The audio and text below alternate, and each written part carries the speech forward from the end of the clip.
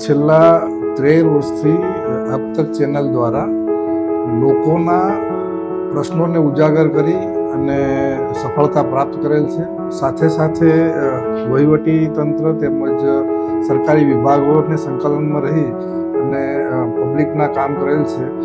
એમને આ 13 વર્ષ 15મી ઓગસ્ટે પૂરા કરવા બદલ જામનગર જિલ્લા પોલીસ વતી હું એમને અભિનંદન પાઠવું છું અને ભવિષ્યમાં પણ તમે આ ચેનલ મારફતે લોકોના પ્રશ્નોનો હલ લાવો અને લોકોને મદદરૂપ થાવ એવી શુભેચ્છા આપું છું.